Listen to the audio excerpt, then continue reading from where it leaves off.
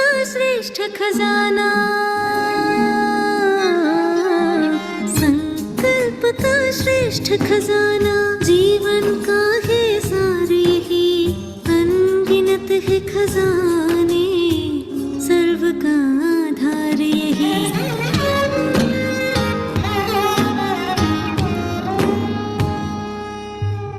संकल्प का श्रेष्ठ खजाना, जीवन का है सारे ही अनगिनत है खजाने, सर्व का आधार यही। संकल्प की शक्ति से ही होगी शक्तिशाली स्थिति, बिंब रूप फरिश्ता रूप बनेंगे जो चाहे वही।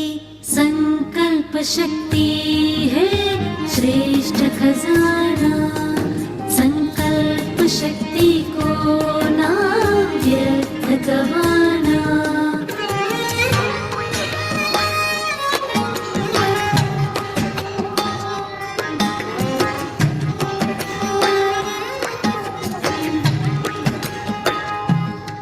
संकल्प जो हमने किया वैसा ही अनुभव पाया, संकल्प के बल से ही जीवन में होगी खुशियाँ। यह ज्ञान योग धारणा, सेवा की हो योजना, चिंतन हो या मनन, संकल्प की ही है रचना, जीवन की हर अनुभूति, जीवन की हर अनुभूति भी संकल्प से साकार हुई। अनगिनत है खजाने, सर्व का आधार यही। संकल्प की शक्ति से ही होगी शक्तिशाली स्थिति, बिंब रूप फरिश्ता रूप बनेंगे जो चाहे वही। संकल्प शक्ति है श्रेष्ठ खजाना, संकल्प शक्ति को ना व्यर्थ गवाना।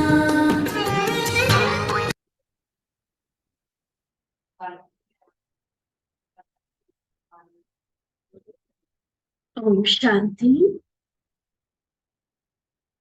संगम युग पर प्यारे बाबा ने हम सभी को अनगिनत रूहानी खजानों से भरपूर किया है, लेकिन उन सभी सब खजानों को सफल करने का आधार या सभी खजानों में से अगर सर्वश्रेष्ठ खजाना है तो वह है संकल्पों का खजाना। कई मुरलियों में बाबा ने संकल्प शक्ति के महत्व के बारे में हमें समझाया है। वाचा सेवा जो हम करते हैं, कर्मणा सेवाएं करते हैं, उन सभी में भी जब तक मनसा सेवा शामिल नहीं है, अर्थात दिल के गहराई से संकल्पों सहित जब तक हम उसमें इन्वॉल्व नहीं होते हैं, तब तक वो सेवाएं भी सही मायने में सफल नहीं होती हैं। तो जिस तरह से हम संकल्प शक्ति को खजाने के रूप में मानकर चलेंगे, तो जैसे हम स्थूल खजाने की बचत, इकोनॉमी का ध्यान रखते हैं, कोई भी खर्चा करना है, जरूरी है, करेंगे भी जरूर, लेकिन फिर भी कोशिश रखेंगे कि कम से कम खर्चे में हम अच्छे से अच्छा काम कर सकें। इसी तरह से बाबा ने हमें संकल्प शक्ति की इकोनॉमी सिखाई है।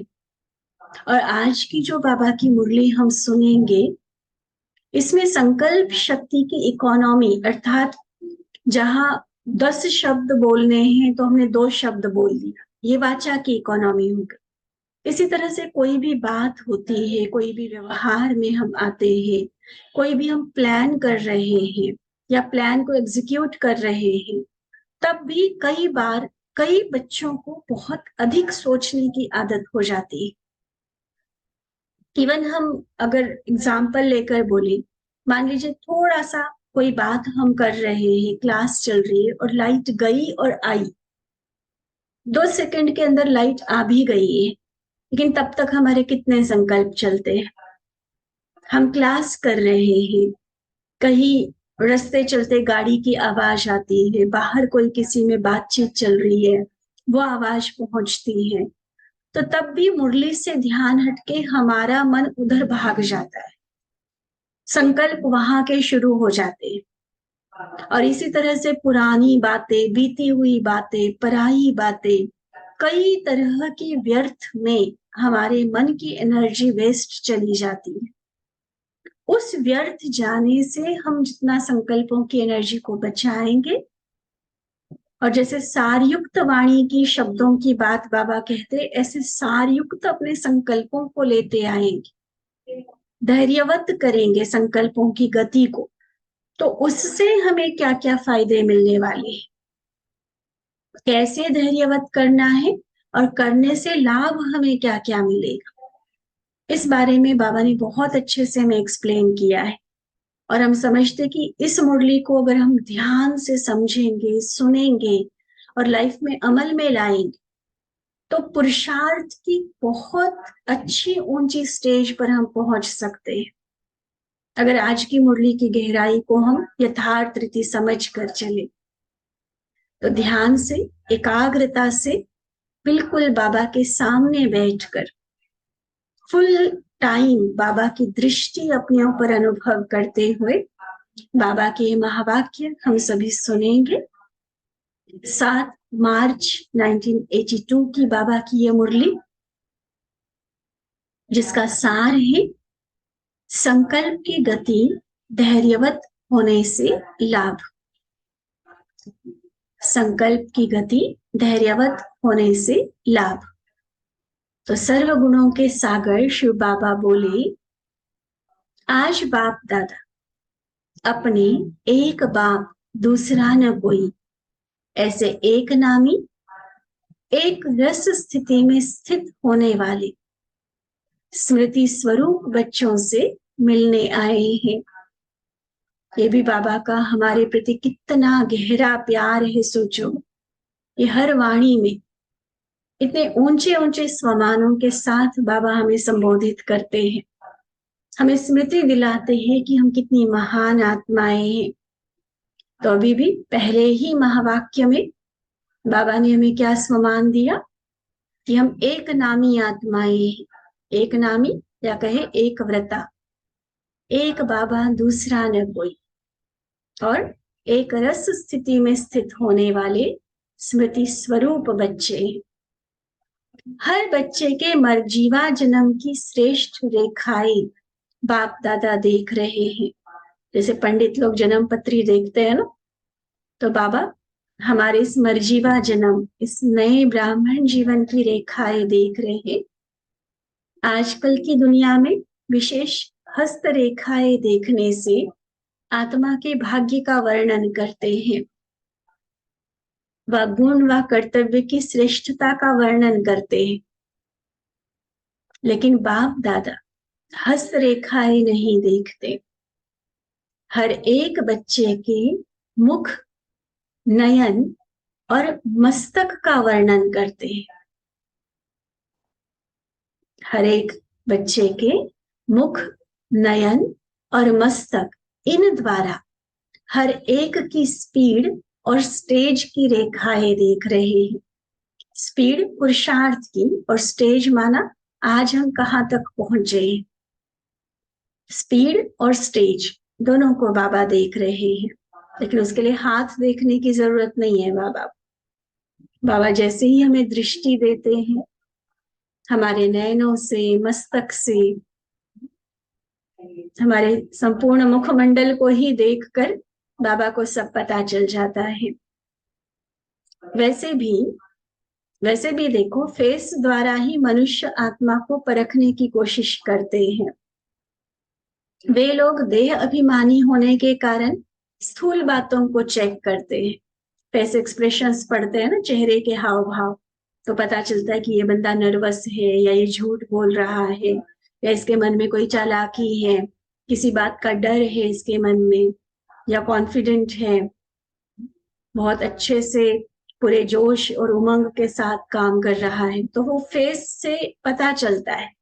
लेकिन वो क्या करेंगे, फेस में भी ये चेहरे के हाव भाव जो है स्थूल रूप में देखकर उससे मन के भाव को जानने की कोशिश करेंगे। लेकिन बाप दादा मस्तक द्वारा आपके स्मृति स्वरूप को देखते हैं, नैनों द्वारा ज्वाला रूप को देखते हैं और मुख की मुस्कान द्वारा न्यारे और प्यारेपन के कमल पुष्प समान स्थिति को देखते हैं। कितने प्यारे नोट करने वाले पॉइंट्स हैं, नोट भी करेंगे और साथ साथ बाबा जिस नजर से हमें देख रहे हैं हम भी रियलाइज करेंगे, स्वयं को चेक करेंगे। दोबारा पढ़ते हैं बाबा के महावाक्य। बाबा ने कहा, बाबा मस्तक द्वारा हमारे स्मृति स्वरूप को देखते हैं कि कितना समय निरंतर या खंडित रूप में कैसे हम स्मृति स्वरूप रहते हैं। दूसरा, नैनों द्वारा ज्वाला रूप को देखते हैं, हमारी योग की स्थिति कितनी ज्वाला रूप, एक रस पावरफुल है, ये बाबा हमारी दृष्टि के द्वारा समझ जाते। और फिर मुख की मुस्कान द्वारा हम कितना न्यारे और प्यारे कमल पुष्प समान जीवन वाले बने, ये बाबा को पता चल जाता है। मस्तक से स्मृति स्वरूप, नैनों से ज्वाला रूप और मुख की मुस्कान द्वारा कमल पुष्प समान, न्यारे और प्यारे। तो इस स्थिति को बाबा देखते। बाबा कहते जो सदा स्मृति स्वरूप रहते, उनकी रेखाएं सदा मस्तक में संकल्पों की गति धैर्यवत होगी। आज ये जो निशानी बाबा सुना रहे हैं ना, इसको बहुत गहराई से हम समझते जाएंगे। संकल्पों की गति धैर्यवत, उतावले बनानी, एकदम से इंस्टेंट रिएक्शन, ये नहीं, धैर्यवत गति होगी, धीरज होगा, पेशेंस होगा, विचारों में संयम होगा। वैसे भी साइकोलॉजिस्ट जो मनोवैज्ञानिक होते हैं वो भी आजकल साइंस में ऐसे इंस्ट्रूमेंट उन्होंने निकाले हैं जिस आधार पर संकल्पों की गति को मेजर किया जा सकता है, नापा जा सकता है।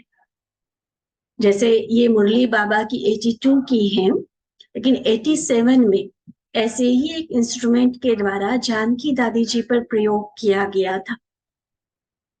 वो कुछ इलेक्ट्रोड्स यूज करते हैं, कईयों में आपने फोटो भी वो दादी जी की देखी होगी। तो वो यहाँ सिर के लगाते हैं इलेक्ट्रोड्स और संकल्पों की गति के कारण जो ब्रेन वेव्स होती है उसको वो मेजर करते हैं, जिसको वो EEG बोलते हैं। और उसमें ये हमारे लिए बहुत प्राउड की बात है कि उसमें दादी जी के संकल्पों की गति डेल्टा वेव्स आई थी। मैं बहुत ज्यादा टेक्निकल चीज में नहीं जाती हूँ, लेकिन थोड़ा सा एक आउटलाइन बता देती हूँ। ये गति के आधार पर संकल्पों की वेव्स को अल्फा, बीटा, गैमा और डेल्टा, इन 4 तरह की वेव्स में डिस्ट्रीब्यूट किया जाता है। अल्फा हमारी मेडिटेशन की स्टेज होती है, जब कॉन्शियस रूप से हम ध्यान लगा रहे होते हैं। जो बीटा और गैमा है वो हमारे कर्म करते हुए की और जब संकल्पों की हलचल मची हुई होती है वो वाली स्टेजेस होती है। और जो डेल्टा होती है वो बहुत कम संकल्प, जैसे बिल्कुल गहरी नींद में आत्मा जैसे होती है, एकदम साउंड स्लीप, बिना सपनों वाली जो गहरी नींद होती है, उसमें एक्चुअली डेल्टा स्टेज होती है। तो दादी जी के अलग अलग कर्म करते हुए वो डेल्टा स्टेज थी, इतनी संकल्पों की गति धीमी थी। उससे नेक्स्ट होता है अल्फा, उससे नेक्स्ट गैमा और फिर बीटा और गैमा होता है। जो सबसे ज्यादा संकल्पों की गति होती है वो किसमें पाई जाती है? जैसे कहा कि डेल्टा तो नींद वाली है, अल्फा जो है वो मेडिटेशन वाली है, फिर बीटा है, गैमा है। ऐसे संकल्पों की गति बढ़ते बढ़ते जो सबसे ज्यादा संकल्पों की गति हो जाती है वो व्यक्ति पागल हो जाता है। उसके संकल्पों की में कोई लॉजिक नहीं होता है, वो कुछ भी सोचता है और बहुत फास्ट गति से सोचता है। एक योगी की स्थिति अल्फा वाली या डेल्टा वाली होनी चाहिए, जो दादी की हमेशा डेल्टा वाली रही। और इसलिए साइंटिस्ट ने, साइकोलॉजिस्ट ने दादी को डेल्टा वुमेन का खिताब दिया, ऑनर कर दिया दादी को, the most stable mind in the world. तो जब इसी बाबा ने बताए हुई नॉलेज के आधार पर, देखो बाबा की आज की मुरली यही है, संकल्पों को धीमा करने की।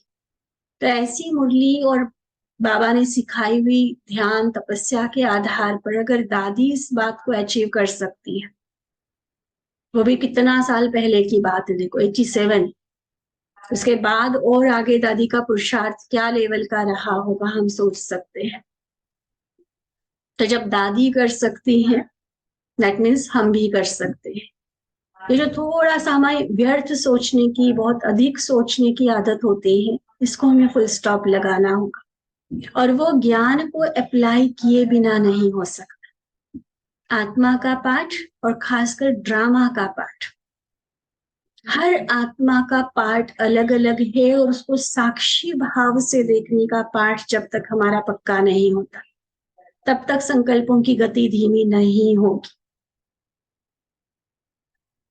कई तो इतना सोचते जैसे सारी दुनिया का डीसी भगवान ने इन्हीं को बनाया हुआ हो, सारी दुनिया की टेंशन जैसे इन्हीं के माथे। कहीं पॉलिटिक्स में कुछ हो रहा है, कहीं स्पोर्ट्स में कुछ हो रहा है, कहीं आसपास पड़ोस में कुछ हो रहा है, हर बात का उनको चिंतन चाहिए। और फिर हर परिस्थिति, हर घटना, कोई व्यक्ति एक शब्द भी इनको बोल के गया है ना, उसके ऊपर इतनी लंबी लंबी सोच चलेगी, हनुमान की पूंछ से भी ज्यादा। तो ऐसी आत्माओं की गति क्या होगी सोच सकते हैं। और एक योगी की अवस्था, बाबा जिस स्टेज पर हमें देखना चाहते हैं वो है एकदम धैर्यवत गति। जो जरूरी है उतना ही, जैसे हम बोलते हैं ऐसे, जो जरूरी है वही हम सोचे। सिर्फ गैर जरूरी बातें, अननेसेसरी बातों के बारे में हम सोचते भी क्यों हैं, तभी गति बढ़ जाती है ना। तो इसलिए बाबा आज समझा रहे हैं कि जो न्यारी और प्यारी आत्मा होगी, जो सदा स्मृति स्वरूप रहते होंगे, उनके संकल्पों की गति धैर्यवत होगी, किसी भी प्रकार का बोझ नहीं होगा।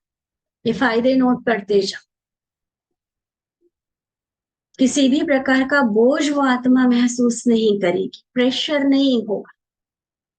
1 मिनट में एक संकल्प के द्वारा अनेक संकल्पों को जन्म नहीं देंगे। जैसे शरीर में कोई भी बीमारी को नब्ज की गति से चेक करते हैं ना, नब्ज देखते हैं ना कि हाँ चलो 70 है, 72 है, 70-80 के बीच में, कहेंगे ठीक है, नॉर्मल है। अगर बहुत ज्यादा हो जाए, एकदम 120, 150 तक चली जाए, फिर क्या कहेंगे, नहीं भाई कुछ ना कुछ है गड़बड़। तो नब्ज की गति से शरीर की बीमारी को चेक किया जाता है कि शरीर हेल्दी है, स्वस्थ है, या फिर कोई बीमारी है। तो ऐसे संकल्प की गति, यह मस्तक के रेखा की पहचान है। अगर संकल्प की गति बहुत तीव्र गति में है, एक से एक संकल्प चलते ही रहते, तो संकल्पों की गति अति तीव्र होना, आज बाबा के शब्दों में समझो, संकल्पों की गति अति तीव्र होना, यह भी भाग्य की एनर्जी को वेस्ट करना है। भाग्य की एनर्जी को वेस्ट करते क्यों? क्योंकि संकल्पों में बहे जा रही है वो एनर्जी। बाबा ने हमें इतना सर्वश्रेष्ठ भाग्य दिया, संसार में सबसे अधिक भाग्यवान बनाया, दुनिया जिसके बारे में कल्पना तक नहीं कर सकती है, वो हमें प्रैक्टिकल अनुभव करने को मिल रहा है, अधिकार से मिला है। लेकिन अगर संकल्पों की एनर्जी को कंट्रोल नहीं कर पाए तो वो भाग्य हम गंवाते जाएंगे।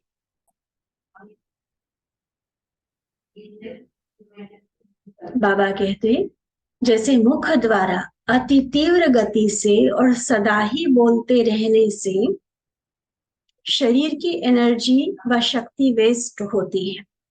किसी को बहुत अधिक बोलने की आदत होती है ना, क्या होता है, एक तो उसके बातों को कोई सीरियसली लेगा नहीं, दूसरा उसकी अपनी एनर्जी बहुत वेस्ट जाती है। तो जैसे वाचा शक्ति के लिए अति तीव्र गति से बोलना, बहुत तेज तेज कोई बोलता है, कई बार कम्युनिकेशन ही क्लियर नहीं हो पाता।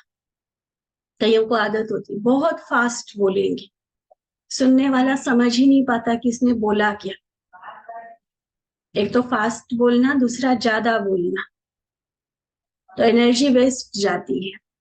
कोई सदा बोलते ही रहते, ज्यादा बोलते हैं, जोर से बोलते हैं, तो आप उसको क्या कहते हो? कौन सा स्लोगन पक्का कराते हैं उसको? कम बोलो, धीरे बोलो, मीठा बोलो, कहते हो ना, कम बोलो, धीरे बोलो, ये बात समझाते हो ना उसको।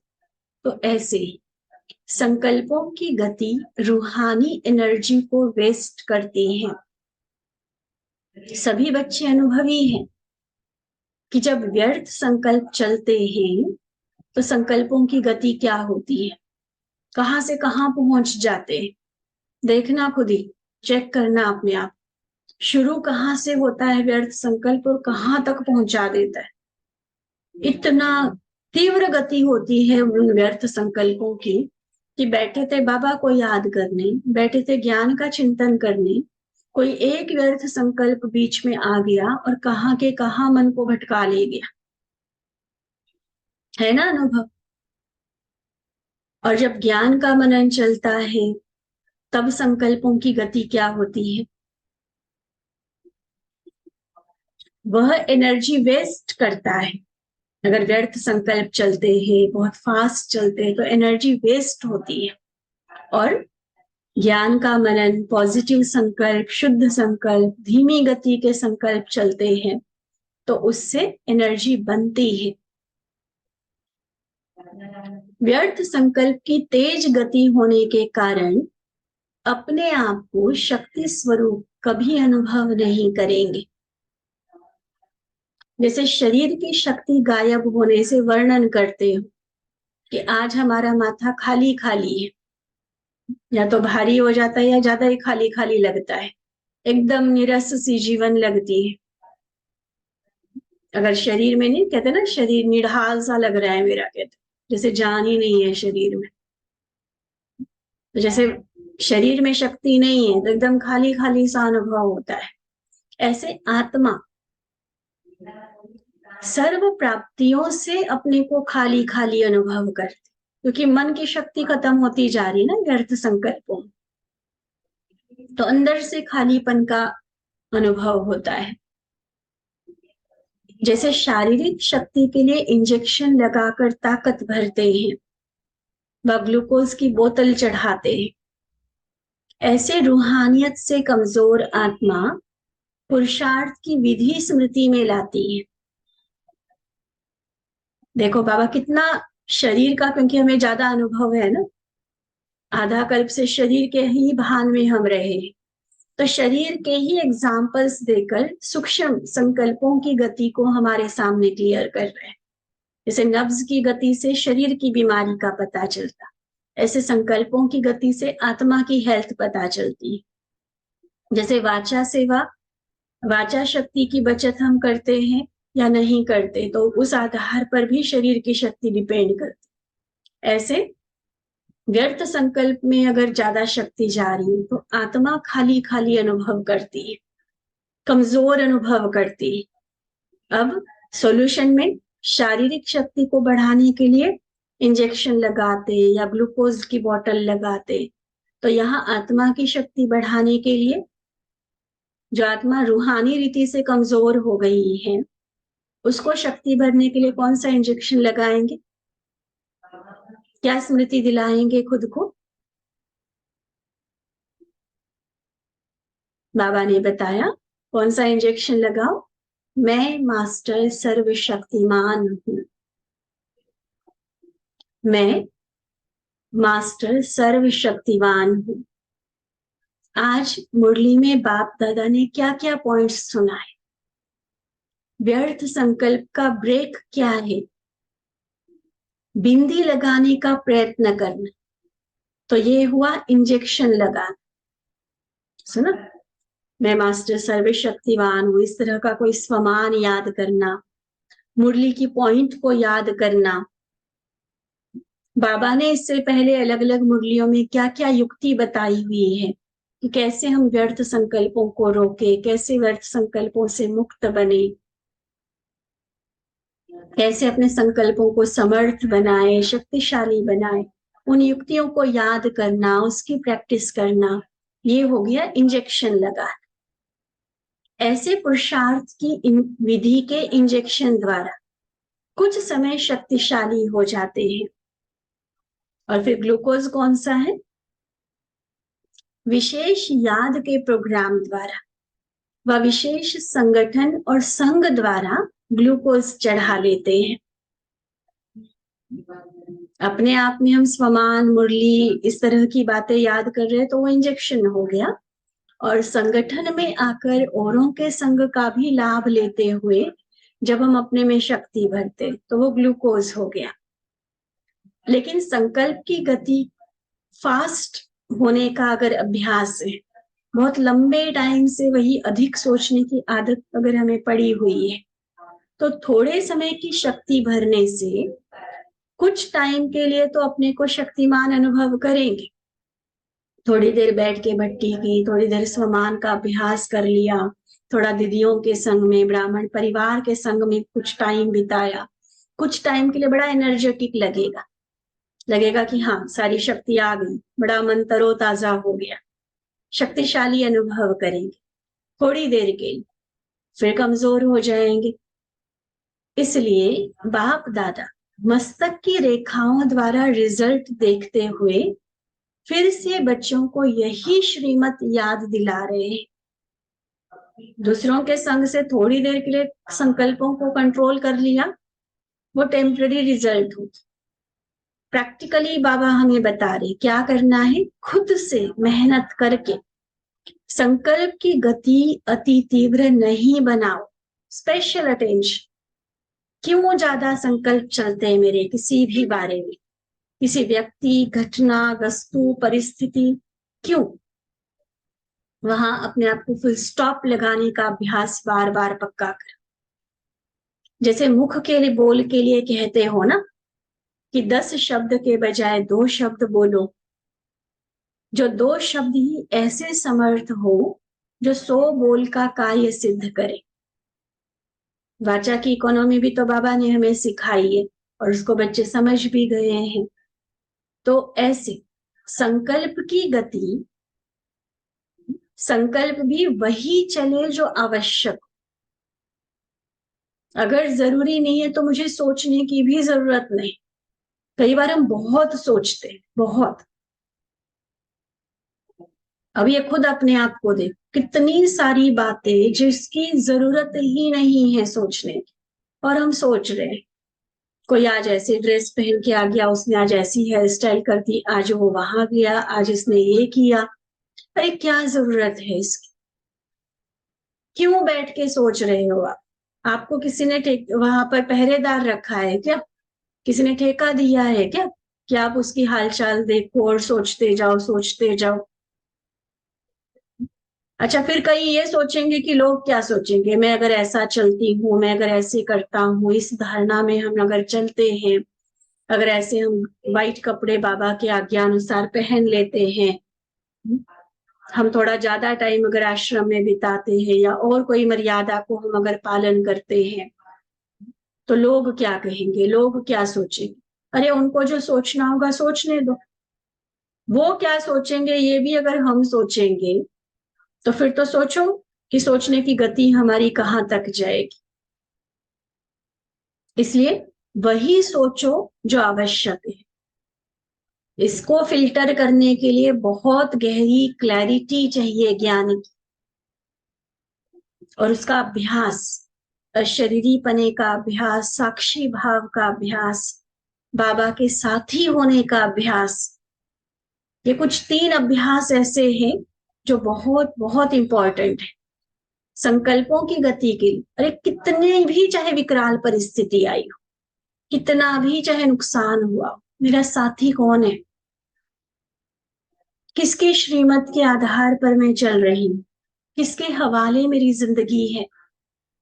क्यों भूल जाते हैं हम उसे, जो हम खुद चिंता में चले जाते हैं, अरे क्या होगा, कैसे होगा, ये तो नहीं होगा, वो तो नहीं होगा, कितना सोचते हैं।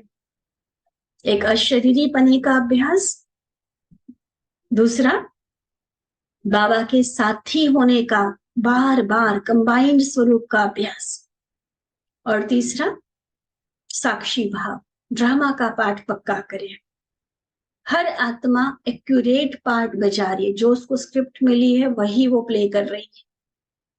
मुझे सोचने की, मुझे उसको करेक्ट करने की जरूरत नहीं है, मुझे उसके बारे में सोच विचार चलाने की, चिंतन करने की ड्यूटी बाबा ने नहीं दी हुई है। साक्षी हो जा। हाँ, ज्यादा ही आपको लगता है तो उसके लिए शुभ भावनाएं भेजो, दुआएं भेजो। अव्यक्त इशारे में बाबा ने कितना अच्छे से बताया, कोई कैसी भी आत्मा, शुभ कामना रखो, इसका भी कल्याण हो, इसकी भी बुद्धि सतो प्रधान बन जाए, शांत हो जाए, बस आप शुभ कामनाएं, बाकी ज्यादा चिंतन में नहीं जाओ। ऐसा क्यों, वैसा क्यों, ये क्यों क्या की जो पूंछ है ना, बहुत लंबी हो जाती है, और वही हमारे संकल्पों की गति को तीव्र करके स्थिति को बिगाड़ देती है, आत्मा की एनर्जी को खत्म कर देती है। इसलिए खास बाबा के इस महावाक्य पर, बाबा की इस आज्ञा पर अंडरलाइन, संकल्प भी वही चले जो आवश्यक हो। ये जो बाबा की मुरलियों में कई बार आता है कि बच्चे तुम्हें दुनियावी समाचार सुनने की कोई आवश्यकता नहीं। क्यों बाबा कहते? क्योंकि जितना आप सुनोगे देखोगे उतना आपका चिंतन चलेगा, जबकि वो जरूरी नहीं है हमारे लिए, तो क्यों वहां सोचना है। हाँ, आपकी जहां जिम्मेवारी बनती है, शरीर निर्वाह के लिए जो कर्म हम कर रहे हैं या जिन संबंधों में हम चल रहे हैं परिवार में, वहां पर भी सच में जरूरी, जहां पर मेरी ड्यूटी है, मेरा इंटरफियर जरूरी है, वही करो। नहीं तो आजकल बच्चे भी पसंद नहीं करते इंटरफियर, उनको लगता है कि उनको हमारे से ज्यादा पता है।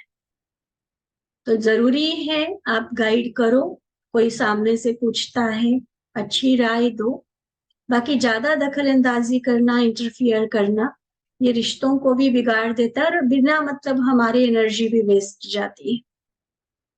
इसलिए कुछ बातों पर प्रैक्टिकल अमल करने की बहुत जरूरत है। संकल्प भी वही चले जो आवश्यक हो, संकल्प रूपी बीज सफलता संपन्न हो, सफलता का फल उसको जरूर मिले, खाली बीज नहीं हो जिसे फल ही ना निकले। इसको कहा जाता है सदा समर्थ संकल्प, व्यर्थ न हो। समर्थ की संख्या स्वतः ही कम होगी, कहते ना क्वालिटी और क्वांटिटी, जितना हम क्वालिटी पर फोकस करेंगे क्वांटिटी अपने आप कम होगी, और अगर हम क्वांटिटी पर फोकस करेंगे संख्या पर तो क्वालिटी कम होगी। ये पक्का, ये एक दूसरे के अपोजिट है।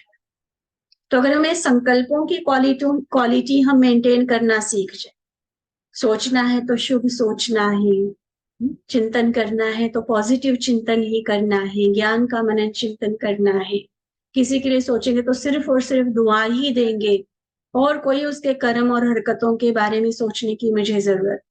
क्वालिटी पर फोकस करेंगे, अपने आप संकल्पों की गति कम होगी। और अगर क्वालिटी पर फोकस नहीं है तो मन कहाँ का कहाँ व्यर्थ के चक्रों में, उलझनों में हमें उलझा देगा। इतने तीव्र गति के, इतने फास्ट, हजारों संकल्पों का जैसे तूफान, सुनामी आ जाती है मन में, और फिर परेशान कौन होता है? खुद ही ना। इसलिए बाबा इस बात को हमें समझा रहे हैं कि समर्थ की संख्या स्वतः कम होगी लेकिन शक्तिशाली होगी, और व्यर्थ की संख्या ज्यादा होगी, प्राप्ति कुछ भी नहीं। एक बार बाबा ने इसको बच्चों की संख्या के रूप में भी एक्सप्लेन किया था कि मान लो किसी के घर में 1 या 2 ही बच्चे, तो कितना अच्छे से उनकी परवरिश पर ध्यान देंगे, उनको अच्छे से अच्छे पढ़ाई पढ़ाएंगे, उनके मैनर्स पर ध्यान देंगे, संस्कार उनके अच्छे बनाएंगे, उनकी हर जरूरत का ध्यान भी रखेंगे, पूरी भी करेंगे। प्रैक्टिकली वो अपना टाइम भी उनको अच्छा सा दे पाएंगे। और किसी के 10, 15, 20 बच्चे हैं, क्या करते हैं, ये भी तो अनुभव है ना सबको, देखते हैं ऐसी कई फैमिलीज होती हैं, किसी पर भी ना पढ़ाई का वो पूरी कर पाते हैं जरूरतें, ना खुद टाइम दे पाते हैं, ना परवरिश अच्छी दे पाते हैं। और ऐसे बच्चे आगे चलकर क्या बनते हैं, समाज के विघ्न रूप ही बन जाते हैं। तो इसलिए बाबा हमें समझा कि संकल्प भी मेरा क्रिएट ही वो हो जिसकी जरूरत है, जिसकी पालना मैं अच्छे से कर सकूं, सफलता के फल तक जिसको पहुंचा सकूं। व्यर्थ संकल्प होंगे तो ना पालना कर पाएंगे, ना उसका कोई फल मिलने वाला है। ठीक है, क्लियर है बाबा की बात? व्यर्थ संकल्प, देखो बाबा और एक एग्जाम्पल आज मुरली में देकर समझा रहे हैं कि व्यर्थ संकल्प ऐसे समझो जैसे बांस का जंगल, जो एक से अनेक स्वतः पैदा होते हैं और फिर आपस में एक दो से टकराकर कोई ना कोई विकार की अग्नि प्रज्वलित करते हैं। देखो, व्यर्थ व्यर्थ तक ही सीमित नहीं रहता, वो कोई ना कोई आगे विकार को जन्म दे देता है। व्यर्थ संकल्प ऐसे जैसे बांस का जंगल, जो एक से अनेक स्वतः पैदा होते जाते और आपस में टकरा कर आग लगा देते हैं और स्वयं ही अपनी आग में फिर भस्म हो जाते हैं। नुकसान तो खुद को ही होता है, किसी और को तो होगा या नहीं होगा वो बाद की बात। व्यर्थ संकल्पों का सबसे पहला नुकसान खुद को होता है। तो इसलिए व्यर्थ संकल्प एक दो से टकराकर कोई न कोई विकार की अग्नि प्रज्वलित करते हैं और स्वयं ही स्वयं को परेशान करते हैं। इसलिए संकल्प की गति धैर्यवत बना। इस मर्जीवे जन्म का खजाना को हो, वह विशेष एनर्जी को हो, वह है संकल्प। मर्जीवा बनने का आधार ही शुद्ध संकल्प है। मैं शरीर नहीं आत्मा हूं, इस संकल्प ने कौड़ी से हीरे तुल्य बनाया ना। कौन सा संकल्प दिया बाबा ने?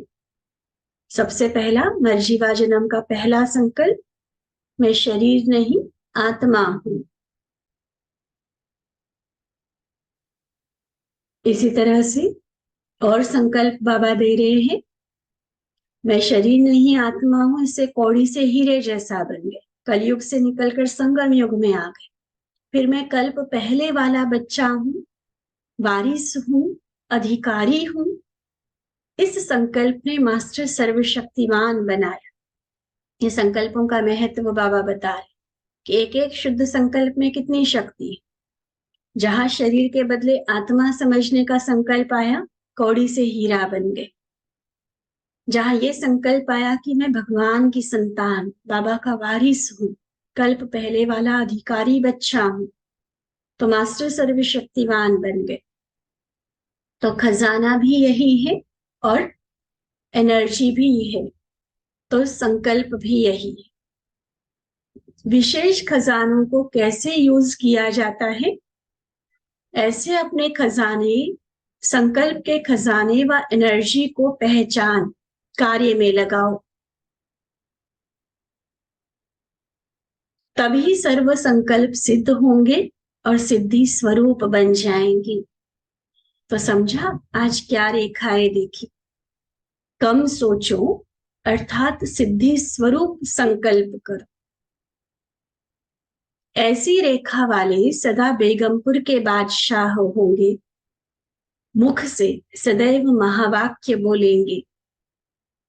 महावाक्य गिनती के होते हैं, महावाक्य बहुत अधिक नहीं होते हैं, शॉर्ट बट पावरफुल, उसको कहा जाता है महावाक्य। तो मुख से सदैव महावाक्य बोलो। जैसे महान आत्माएं गिनती की होती है, आत्माएं भले अनेक हैं और परमात्मा वो तो सिर्फ एक ही है। तो दोनों एनर्जी, आज दोनों पर अटेंशन दिलाया बाबा ने, संकल्प की भी और वाणी की भी। व्यर्थ खर्च नहीं करो, व्यर्थ न जाए एनर्जी।